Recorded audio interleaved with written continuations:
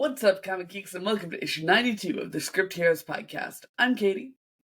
And I'm Joseph, and today we're going to be talking about Batman Dark Patterns, issue 10, Blood and Thunder, issue 5, Captain America, issue 3, Godzilla, issue 2, It Killed Everyone But Me, issue 1, and the spin-off to the Speed Racer series, Racer X, issue 1. That's right. Be sure to hit subscribe to add our show to your pull list, and let's jump right into Batman. Batman Dark Patterns, issue 10. The writer of the series is Dan Waters, who's worked on Nightwing, Lucifer, and the Six Fingers, and we've interviewed on this podcast, so you should check out that interview if you want more Dan Waters content on the channel. The artist of the series is Hayden Sherman, who's worked on Absolute Wonder Woman, Chicken Devil, and Detective Comics. The colorist is Triona Farrell, and the letter is Frank Kavenovich. Katie. Yes. Batman Dark Patterns has been, I think, a pretty positive series, especially for you. The last issue we were really big on, especially in terms of the finales across this book. We thought it was very strong. How do you feel about issue 10? Talk to me. I feel this issue, I think, is doing a really good job of feeling like it's ramping up to the end of the series, because this is the last little arc, 3-issue little arc, yeah. So 10, 11, and 12 are going to be the conclusion of the series, and I think that this feels like the start of the conclusion of the series. Like, we have a weakened Batman because he was shot in the last arc. And one, I love that is like continuously relevant. We see that he was out of commission for a while, and that like stuff is happening while he's out of commission, which then ramps the stakes up a lot, because it's like, oh no, all of this stuff is happening around him. And we get to see kind of the groundwork being laid. I do think that having him out of commission is a little tough, in that we don't get to have Batman doing Batman things, but I think that because this is the last arc, it feels like a really good place to start it. Like, if this was like the middle of the book or something, it'd be like, oh man, that's kind of a waste of time. But it really feels like that kind of lowest point before we're gonna rock it up. Right. Yeah. So it doesn't feel like it's happening at a bad point, not having Batman around. No, it's clearly part of like the arc that the book is going through. Exactly. And we get some cool moments in this one. We have the introduction of the Fire Child, the Child of Fire. The Child of Fire in this like spooky little doll mask, and we get to see them a couple times doing some spooky little things that lays good villain groundwork. And we get to see Firefly, which I think was fun. Yes. Yeah. So I think that there's a lot going on here that feels really exciting as build, even if it's not like my favorite single issue that we've had, because it's a lot of groundwork. Or I guess kindling maybe is a more appropriate. I think you're pretty much exactly right. I am frankly shocked that you didn't mention the first appearance of Alfred in Batman Pattern. He did pop up, our good boy. Yeah, and you're obviously such an Alfred fan, so I figured you would shout out Alfred being in the first book that we've read in a long time. Because hey, he was technically in Batman *1, which we read last week. Kind of, depending on how you Force Ghost Alfred. You look at hallucinations. In any case, I don't want to like just restate a lot of what you said, because I actually think you pretty much nailed exactly my thoughts on a lot of this. It is a little bit of a weird thing to not have Batman in the book, but it makes a lot of sense for this. I will say, I do think whether it's Dan Waters or Hayden Sherman, somebody in this book loves fire. Because it feels like we've kind of gone back to that well. It's been the commonality between them. Yeah. So I don't particularly think it makes for the most interesting like action sequences a lot of time, where it's kind of just like Batman getting people out of a fire, which is like, I don't know, not the most interesting thing in a comic book a lot of the time. Hayden Sherman does draw the fire very pretty a lot of times, so that's another like extra slight gripe that I have, but I think you're right. It was still a solid issue, and I like what it does in the grander story, you know. But it is maybe as like a single issue monthly read a little bit more like, oh, I didn't get a ton of Batman in this Batman, but that's which I think is all right. Sorry. Yeah, I mean, as long as it's not like we've talked about books where it becomes like a constant problem where you're like, oh, we've been saying this now like 4 out of the last 5 issues. I think it's fine to have a month like this where it's like, exactly, Batman. You want us to feel that Batman's out of commission, and this I think helps with that. For sure. And I think when you have 12 issues, that helps with that too. Like if one of the issues of Absolutely. your 5-issue miniseries, or your 6, or heaven forbid your 4-issue miniseries, then it's a much bigger problem. I think within the 10-issue one, it works really well. 12, but yeah. Yep, that's what I meant. This is issue 10. Although it's over. This was actually it. This was the conclusion. Crazy enough. Very weird conclusion. But dear listeners, how do you feel about Alfred being back? This is obviously set in a previous time period. We're going back to like year 3 of Batman or something. Yeah, somewhere there. Something like that. How do you feel about Alfred showing up in these kind of alternate universe books? Because it's been a while since we've got not really alternate universe. Not alternate universe. Alternate earlier timeline. I think is what I was going for. Yeah. I was actually thinking to myself, I was like, is this the first main continuity appearance of Alfred in a while, or has he popped up in like World's Finest or something recently? Or maybe like Batman and Robin Year 1. He did. Oh, we also totally lied. He showed up in Justice League Unlimited and World's Finest during the event. You are absolutely right. Yeah, in like one of the really few good scenes in that issue. Sorry, Mark Waid. It's true. Well, let us know your thoughts on Batman Dark Patterns down below, and we are going to move right along to talk about Captain America. Captain America number 3. The writer here is Chip Zdarsky of Daredevil, Batman, and Public Domain. The artist is Valerio Schiti of Iron Man, Guardians of the Galaxy, and The Mighty Thor. The colorist is Frank Martin, and the letter is Joe Caramagna. Jay, we were pretty impressed by the start of the Captain America series.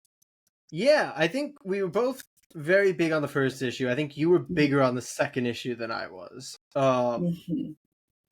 I feel kind of similarly to the second, where like there's bits of this I really, really like, and then there's kind of bits that I'm just not, I guess, fully tracking with, if that makes sense, which is like... I think it does. Yeah, like, we're getting all of this, like, Cap doesn't necessarily know America, but it's a lot of, like, telling and not showing, like, we haven't really gotten any of, like, how America has, because we're not even in America.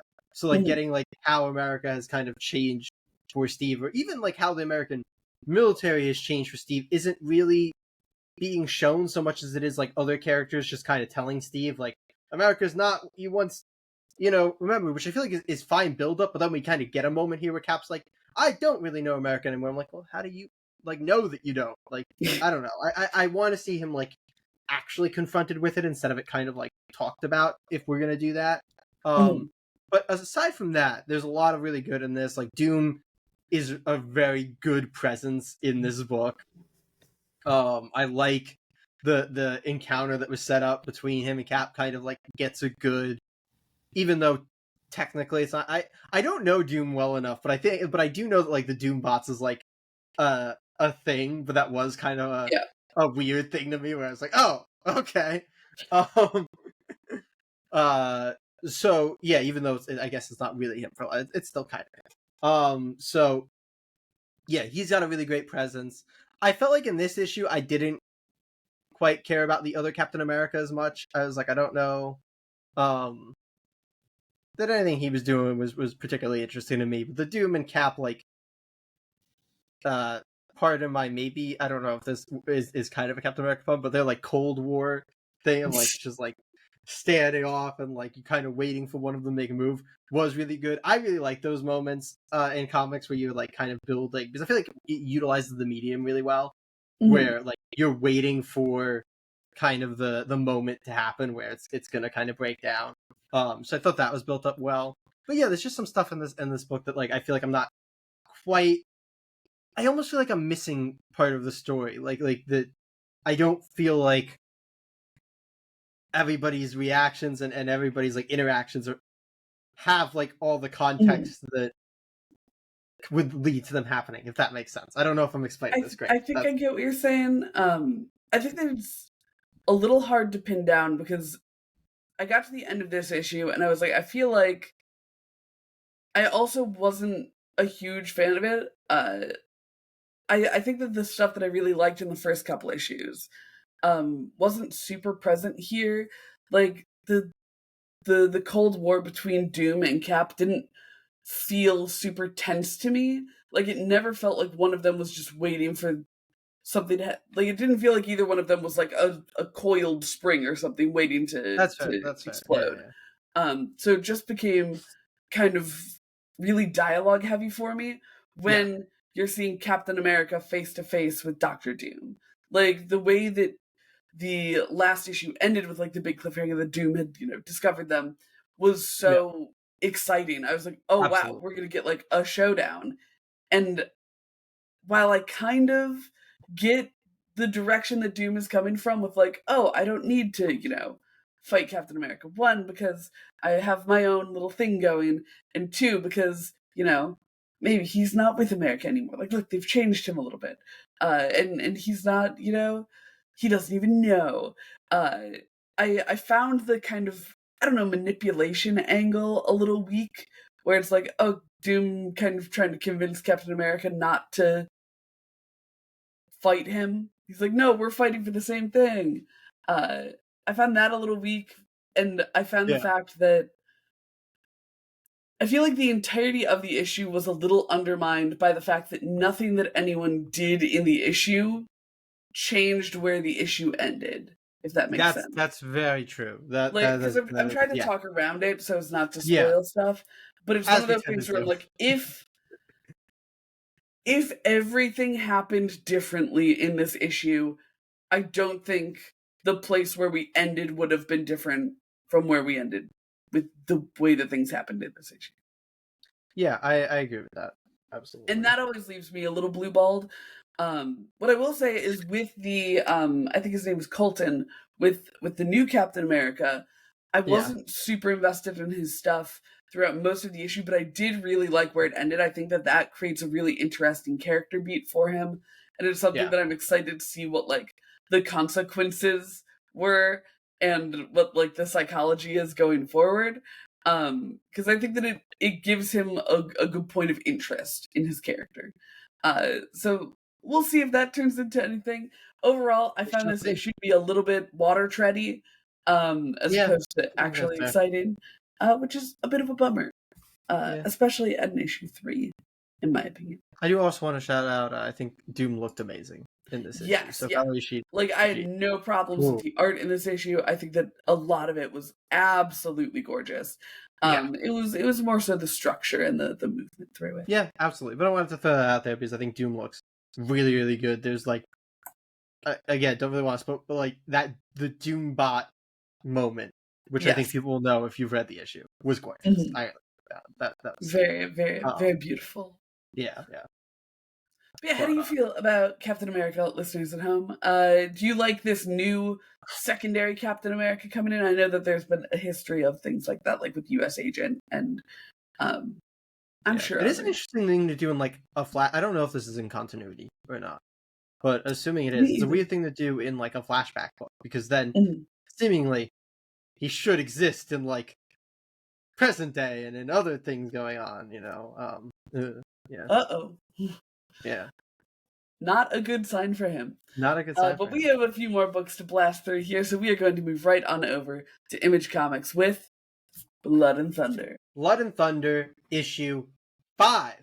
The writer is Benito Cereno of Invincible presents Adam Eve and Rexplode, and Hector Plasm. The co-story writer is Robert Kirkman, who's worked on Invincible, The Walking Dead, and Void Rivals. The artist is E.J. Sue, who's worked on Tech Jacket, Cloudfall, and Transformers. The colorist is Mystique, and the letter is Russ Wooten. Gorgeous. Katie. Yes. Issue 5 of Blood and Thunder. And Blood and Thunder are back in the book. They sure are. We had our little deviation last month where we focused in on this town on this planet so that we could get the groundwork for Blood coming in to investigate. And I was very excited for her to come in. I kind of thought that it was going to be the start of the like new structure of the series where maybe we were going to see her doing adventures and the such, and then we'd circle back around to our big scary boy. But he is here. He is also here. We just kind of came in. So I am curious about how Blood got here, because it doesn't seem that she knew that he was here.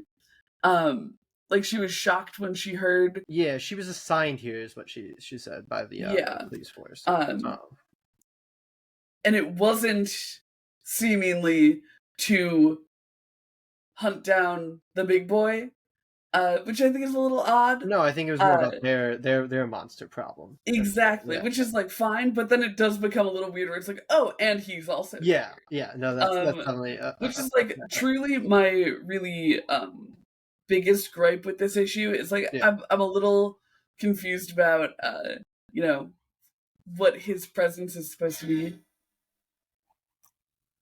The cops are coming for me. The cops very loudly. They've been assigned to your planet now. They have. They know that I'm out here eating people. Yeah. So I like this book so much. I do think that this one was a little talking heavy, like between the guys who aren't actually the main characters but were the last issue's main characters, dealing with stuff in the woods, and then dealing with the cops and Blood investigating. I'm like, I feel like I almost would have wanted our point of view to start with Blood arriving on the planet, and like we could get the inference of what happened based on the cliffhanger from last week. I agree. So I didn't love the actual like page to page of this issue. I'm like, okay, well, let's get to the exciting stuff. But the concept of this issue and this storyline, I'm still very intrigued by. I just kind of want us to refocus on the characters that they did such a great job of establishing and continue to write really well. Like all of Thunder's interactions in this issue, I really, really enjoyed. And even Blood with the Constable, I think, was like fun and lighthearted. I just wish that we were spending less time with the, what are they, like colonial scientists or something. I had said last issue. I think you were a little bit higher on last issue than I was. I was, because I was like, oh, we're doing it all here so that we have the context for when Blood comes in next issue. Yeah. But then we kept getting more context. No, to me, like this was kind of the tales of two halves of an issue. Like I think once Blood comes in, I enjoy this issue so much more than I did prior. I also really liked Blood's introduction into this issue. Like she just steps out of the. It's a very, very good simple introduction. I think worked really, really well. I liked her interactions with the scientist dude.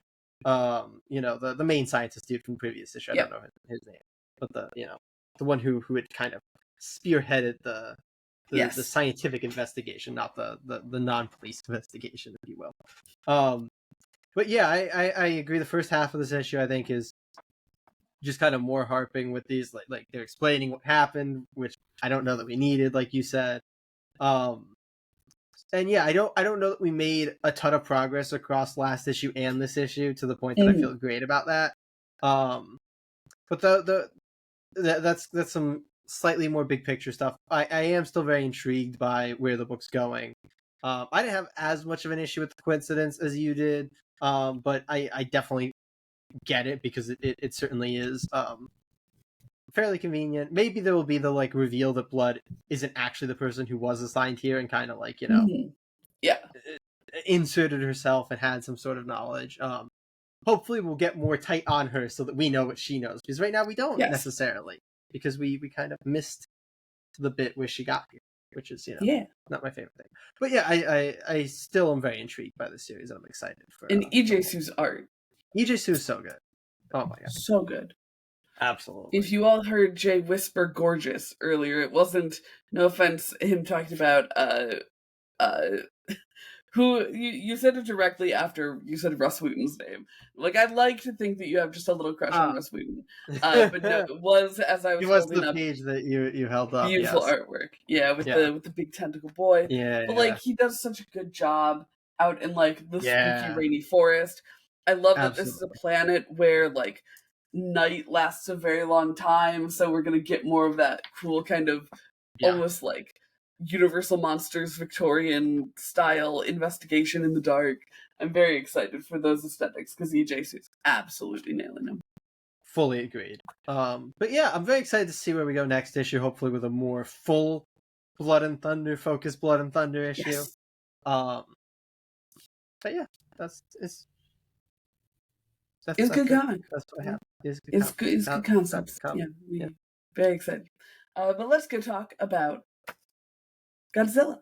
Godzilla #2. This is coming to us from writer Tim Seeley of Nightwing, Hack Slash, and Batman Eternal. The artist is Nicola Kismezia of Batman and Robin, Batman Urban Legends, and Sword of Azrael. The colorist is Francesca Segala, and the coloring assistant is Gloria Martinelli, and the letterer is Nathan Wittick. Jay, we were both very surprised by how much we liked the first issue of this. Yes, we were. Did the second issue live up for you? I don't think it was quite as strong as the first issue, in my opinion. I think that, especially as it kind of introduced, I guess, some more antagonistic forces, I think it struggled to balance its ensemble cast as well as the first issue did, which was one of the things that I thought was really great in the first issue. And I think this issue wasn't quite there as much in the way that it balanced that. That being said, Nicola's artwork, I think, is phenomenal in this issue. Gorgeous. It has such a good stylistic identity, this book does. And I feel the need to kind of start there with a kaiju book because it's so important. We get these like tentacle-y monsters. I don't know if they're technically kaiju too, because they're like not what you'd picture when you say kaiju, but I do think everything's considered a kaiju in this, world. So they eat kaisei energy. Yeah. So they looked so freaking good. They were rad.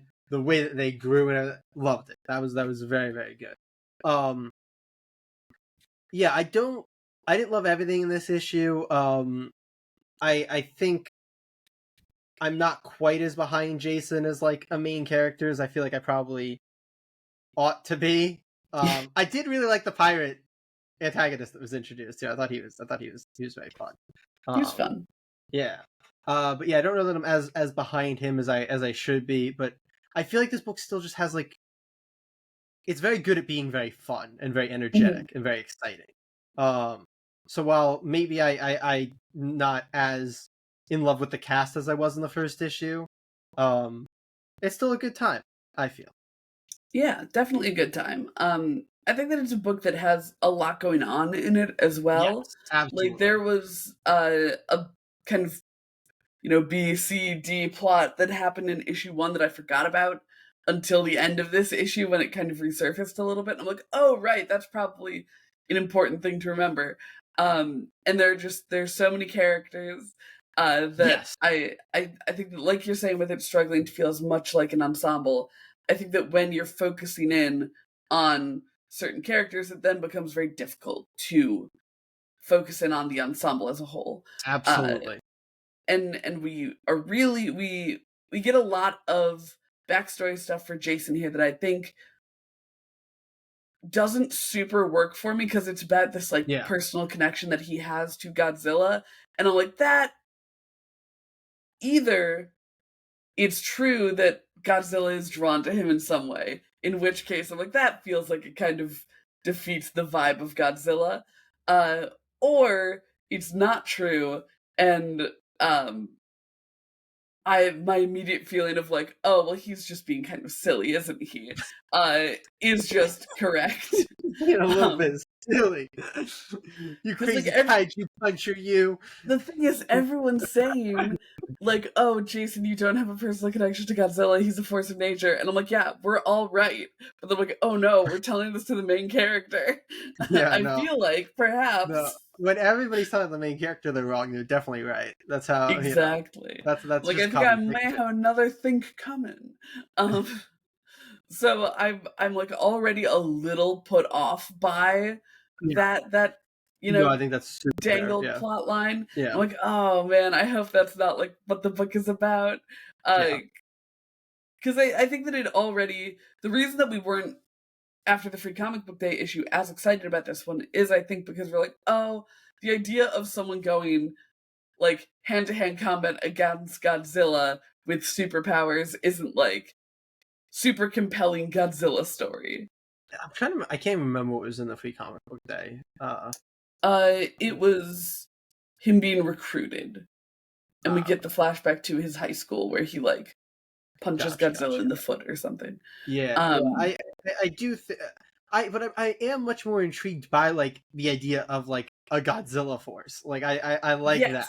Yeah. So I really want us to be more like this is because I said that it struggled to juggle because like we don't really get them as like a force a lot in the Mm-hmm. like we don't get all of them in the same place at the same time a lot of the time, or at least Yeah. even when they are, they're not really all kind of doing things that are relevant. So I feel like I obviously you need some kaiju in a kaiju book in every issue, Right. but I wish you were spending a little bit more time kind of like building up, and this is why I liked issue 1, like building up the team and the dynamics there and Yeah. all of that. I feel like once I'm really bought into the entire team, then I can Then I like can deal with the deal with a lot more individuals. stuff. Yeah. Exactly.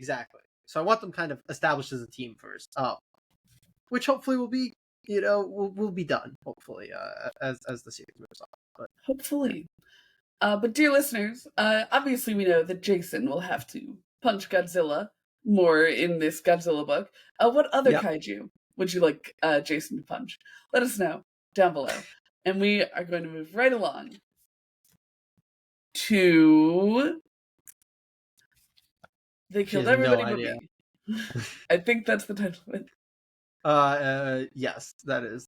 It killed everyone but me. The writer is Ryan Parrott, who's worked on Power Rangers, Rogue Sun, and the Atom Project.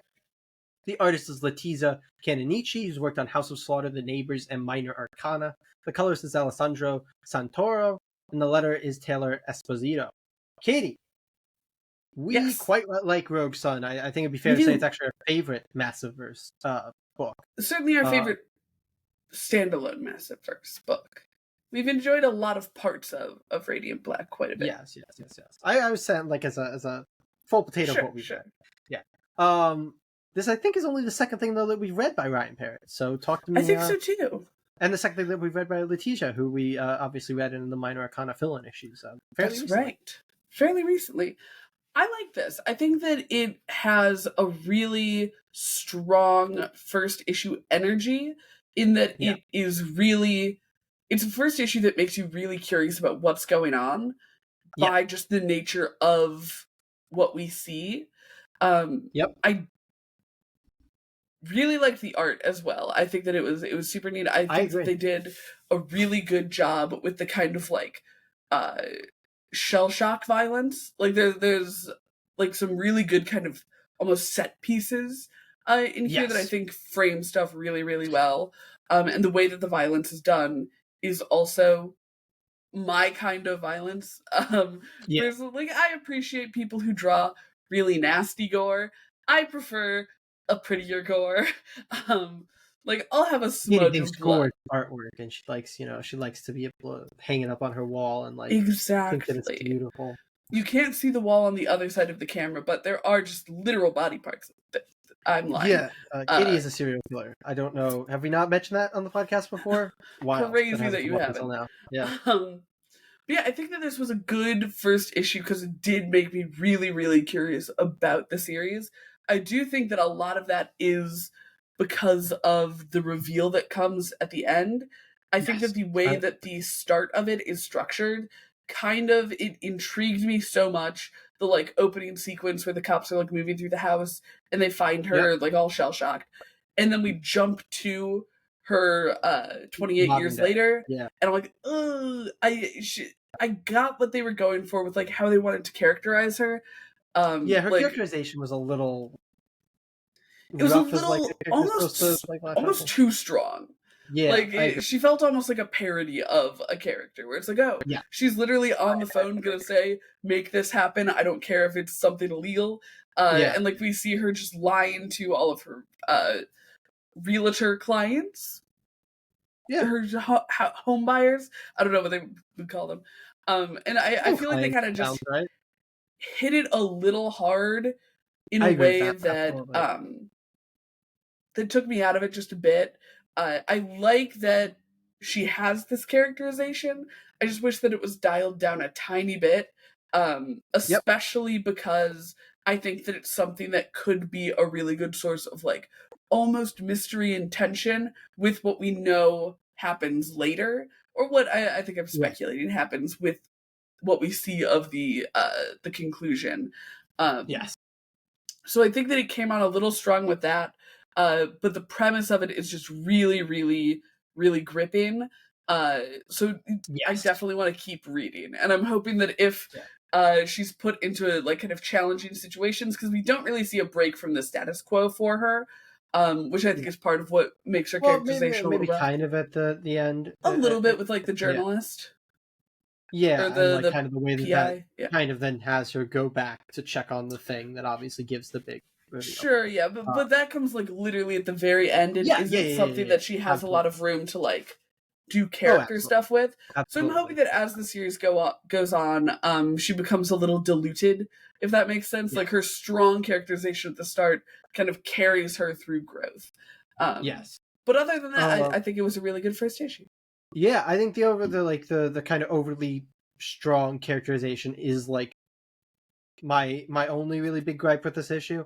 Other than that, I think this is such a good example of how to kind of do this sort of mystery thing, which is that it didn't overstay its welcome. I don't get frustrated by not knowing things. It starts with this very interesting, opening where you don't really know any of what's gone on, except that there's been like this gruesome kind of murder, and you're like, oh, and then there's like a girl, and you're like, well, did she do it? Like, is she involved? Like, how is she involved? Then we jump forward to her in the modern day, which leads those lingering questions, and you kind of get a couple things in there that give you a little bit more context, and then the end of the book gives you like the big thing. So you're not left at the end of this issue going, well, I still have no idea what's going on in this book. It's like, now I know, but I also still have all these more questions that I want answered. So this is, when it kind of comes to this like supernatural mystery sort of book, I think this is exactly how you want to kind of structure a first issue. I think that it keeps you so engaged. It leaves you in the perfect place, that like great end of the issue that makes you want more, and it puts you in a good place with how much you know and how much you still don't fully understand. So I thought this was a really, really good first issue. And I want to shout out that I did really, really like Letitia's artwork in this issue, because I was maybe kind of hard on them in Minor Arcana, but it was much more about the fact that I just thought Jeff Lemire's artwork was so important to what that book was doing, and it was not about a specific artist replacing him. And in this book, which is its own thing, I think that the artwork works so ridiculously well for what they're trying to do. Like you said, the style of gore fits what I think the vibe that they want this book to have so incredibly well. I love the way that the main character is drawn, and it's actually, I think, one of maybe the best like transitions between like young to like old character, with like that. It's the eyes that they use to make it so clear that it's the same character. These like striking big purple eyes with tiny little I can't think of the word. Pupils. Thank you. Yeah, so like that was so well done and so well illustrated. And it's a little unsettling the way that this woman's eye definitely is. So which I think is definitely intentional and spooky in a good way. And I want to give one final flower. I feel like this is a book that has a really intriguing title and delivers on that title. Like, yeah, absolutely. It like enhances the reading of the book, knowing what the title is. Yes. And they deliver it on the promise basically immediately. Yeah. Which is, exactly. Good. Which I think is super cool. Because I mean, like, we loved The Moon Is Following Us. And The Moon Is Following Us is such a good title. I feel it very bent out of shape about that. I am. Because it's kind of a nonsense title, right? And then they never deliver it, but it's fine. It's fine. I digress. Will never, ever forgive them. It's because I'm baffled. And I want to understand it. But in any case, this is a really good title that is like delivered out really well. Yeah, dig it. When you are reading a book that has murder and killing, how do you like your gore to be delivered? And do you think that there's a way that it can go too far or too not far? Let us know your thoughts. You have on your wall. Let us know that as well in the comments down below. And we're going to go talk about our last book for the issue. It is Racer X #1. Racer X #1. This is coming to us from writer Mark Russell of Red Sonja, Wonder Twins, and Second Coming. The artist is Nuno Platti of Marvel Universe Ultimate Spider-Man, Orphan Age, and Gotcha Man Only One Earth. The colorist is Giada Marchizo, and the letter is Buddy Boudin. Jay. Yes. Racer X is probably the character we were most excited about from the Speed Racer universe. Yes, this is I think what had us very, very intrigued about Speed Racer. This is basically a full just like origin issue, essentially. Yeah. And it pulls back on a lot of those mysteries that we had kind of been sitting there theorizing, talking about. I think it was the like fairly obvious, way to go. Which, I mean, it's based on a kid's cartoon, so it and also based on an established property. Yeah. Like, you can talk about the fact that Racer X is Rex, who is Speed's brother. Yeah. Exactly. Like, that was probably not really a secret. Yeah, no, but that's my point too. Is like that being just in general like an obvious connection to make. Yeah, I think stems from that stuff. So yeah, we pull back on that. Obviously, it's fully. I was gonna say a little bit, not a little bit, fully. Like we get it's Rex Racer. We get his origin here. We get how he becomes Racer X. Starting as Driver X actually, and then, and then becoming Racer. I actually, because of how little I know about the property, I was sitting here and I was like, huh, is it going to be a thing where like he's called Driver X in the book and like Racer X is just like his like out of world title? And I think I've remembered since then that he did call himself Racer X in the Speed Racer book. So I should have, yeah, maybe. Yeah. But in any case, it was a good build. Yes, absolutely. But yeah, this was a very fun origin issue. I love the opening of this book. It's such a good like immediate characterization thing. I love the way and we have like a mirroring of that opening scene actually, and like the really important climax moment. Because I do think there's something that if you're not a Speed Racer fan, I do actually think there's an interesting twist on, kind of on. Agreed. Racer X towards the end of this. It's just not his identity, which is I think a fairly obvious thing. So there is a very cool twist there that I won't spoil because I think that actually is something that you might not see coming. I'm sure it's probably a known thing if you know the property, but it's not a known thing to me. And this book is meant to be a like welcoming in thing for people who don't know the property. So good at that, and I feel like we've read over our course doing this podcast a lot of like issue ones of established IPs. Yeah, exactly. Like I remember when we read the Thundercats #1 like a year ago, and I think we were both kind of lost. We were like, agreed. Don't know what we're supposed to feel, what the heck's going on. This is so good at being just, if this property didn't exist, this would still be an amazing book. If this was a fully original book. It requires no prior knowledge. Exactly, and it's been so good at that. This issue is just as good. I think that this issue is maybe not quite as good as the main book because it's basically just like a full issue of like explaining and catching up, which is fine, especially when I think it's bookended by such strong stuff. Like I think the opening of it is amazing. I think the way that comes back around and the ending of this book is amazing. And the middle is like, yes, it's a lot of exposition, it's a lot of explanation, but it's necessary and it's good and it's still well done and well delivered. So overall, I really like this Racer X. Yeah, I agree. I think that especially what you're saying, the structure of it is really, really well executed. My big gripe with it was that I feel like a lot of the dialogue feels kind of canned, which maybe is hard to avoid. I thought that especially for the young Speed. The young Speed Racer's dialogue was rough for me. It was. And I get that with something like this, when there is kind of a foregone conclusion, and you're looking back on it, and you're trying to make it be like, okay, this is... They're not trying to hide that, Rex is going to die, because we already know that Rex is dead. So like it felt like a lot of that was not super genuine dialogue and more kind of, it felt very flashback dialogue to me, where it's like, I'm gonna watch this videotape of my perfect wife. Like we're gonna see the exact, like that's essentially what the scene was. Yeah. And it's like, I didn't need to read perfect dialogue from these characters, and I think especially with young Speed, one of my problems with it is with Racer X's motivation being so tied to Speed. Yes. Having them not feel like real brothers was really harmful to me. Like, it was really detrimental. Yeah. Because I like Rex as a character a lot, and I like the way that Speed has talked about Rex, and like the history that we have, but I didn't feel that it was executed here in like the first time we get to actually see them interact. That's super fair. I was actually wondering to myself, and like this is a big leap to make, but just because of the level of like canned it felt, I was wondering if specifically in their scene together before he let in the big scene where the two of them are just talking a lot. I was wondering if it was straight out of the TV show, if like that's exactly how it happens in the TV show, and they just pulled it word for word. Maybe full thing, but to me, because it felt so like different from the rest of the vibe of like this book and what the series has been doing, I was like, I wonder if they did that as like a treat for the things if it's just the same exact thing from the TV show.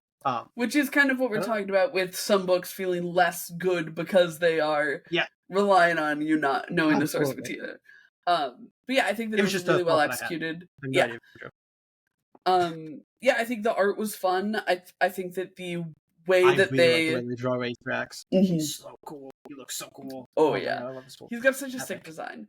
I will laugh a little bit over. It felt like very CW when it's like, oh, Rex died, and the only thing they couldn't fix was his face. Oh yeah, that and one it's was like rough too. The lightest burn marks you've ever seen over like just one tiny part of his face, and he's like, ugh. I'm like, all right, calm down. Like, you look fine. Like, yeah. And it's not like they couldn't save his face. It implies like he had like lost a large chunk of it. It's like, it's all there. It's all there, and like it looks very normal. And he's like clearly drawn to be like, an absolute hottie. I also love like we could save his hands and his arms, and I'm like, was he somehow like in danger of losing every single part of him when he came out with just? I think he was on fire, is what I have gathered. But I simply do not believe that the only burn was on his face. That if that they were only talking about burns. And he also still has like perfect hair, which is also very funny to me in his like burned state.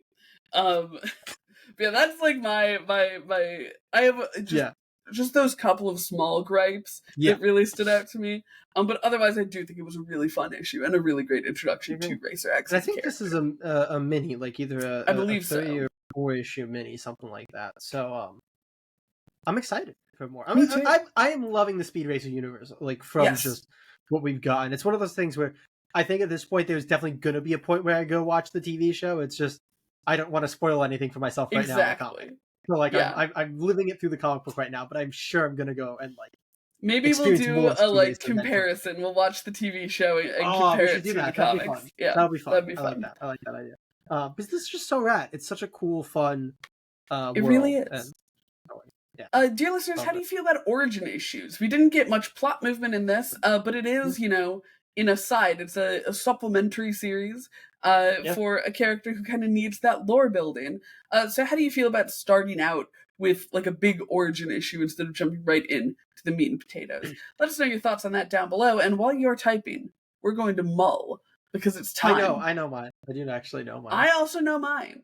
Why don't you do yours first? I'm going to give it to It Killed Everyone But Me. I thought it was such a good first issue. I was so intrigued by the world and the story. I am so interested for issue 2. It's a great looking book. It's got such a. I feel like this has almost become with us like a thing that we say about books that we don't love. So I don't want to like make it sound like that. But it's a book with such a strong tone. It also has all the other good elements. I know we say that about a lot of books that don't have anything besides the tone going. But it is a book with such a strong tone. That also is just a really well paced, well gripping first issue. So that's gonna get my pull list rack this week. That's so fair. I think that would probably be my runner-up, but I'm going to give mine to Racer X, actually. I enjoyed this a lot. And it's very exciting to be, like, slowly unveiling the lore of Speed Racer that I'm sure that everybody else already knows, but we get to learn for the first time here. I'm glad they're delivering it in a way where it is exciting to get if you haven't gotten it already. Very Mad Cave pull list recommendation week there. So Shout out Mad Cave. Mark Lunding, you're doing it right. If either of those books sound good, make sure that you pick them up. And if anything else sounded interesting to you, pick that up as well. And as always, if there's anything you want to see us review that's coming out, is going to come out, let us know down below, and we will add it to the poll list for future episodes. Speaking of future episodes, Jay, what episode is coming up this week in the bonus category? Well, coming up is going to be our Absolute Month 11 bonus episode, which means we're finally giving away that Absolute Batman issue. It is going to be too late to enter now, so it's closed. Sorry to the peoples, but you should have entered before. You should have entered before, but there's we have a bunch of other giveaways on the channel. That's right. Speaking of which, we just uploaded our Batsuit tier list, which was a lot of fun and maybe the geekiest conversation we've ever had on this podcast. I think so, which is saying something. Yeah, it really is. But we're going to be giving away that right there, Katie. That's tell right. people Batman what they number have to do. 618. This is part 11 of the Hush storyline because of how much we love Jim Lee's design for Batman throughout Hush. So make sure you go to our Batman suit ranking tier list. Make sure you subscribe to the channel and drop a comment, and that'll get you an entry into that giveaway. That's right. But yeah, we have another tier list coming up this coming Wednesday, which is going to be our Heirs of Batman tier list video, where we are also going to be doing a giveaway, but we're not going to tell you what yet, so you're going to have to watch the video if you want to know what we're going to be giving away. We're going to be ranking all of the people who either have taken over for Batman in the past, or who maybe should take over for Batman in the future. So that's going to be a lot of fun, and I'm sure we're going to agree a lot. Absolutely, we will not. But we also, of course, have our regularly scheduled content. Next week, we're going to be talking about the much anticipated Deadpool Batman crossover, number 1. We're going to be talking about Nightwing, number 130, Titans, number 27, Battle Beast, number 5, Ghost Pepper, number 3, Exquisite Corpses, number 5, TMNT Casey Jones, number 1, Godzilla Escape the Dead Zone, number 2, and our much anticipated Buried Long Long Ago, number 5. That's 9 polls in that coming week. So make sure you subscribe so that you can listen to us talk about them all. Yes, do that right now because you don't want to miss out on us talking about the Batman Deadpool crossover because I'm sure that is going to be must-see TV. Spoiler alert, neither of us like Deadpool. Yes, we reviewed a single Deadpool issue on this channel a while ago. And it did not get a glowing recommendation. No, it did not. But as always, that's all we have for you guys this week. So hopefully, we'll see you next week. Comic Geeks!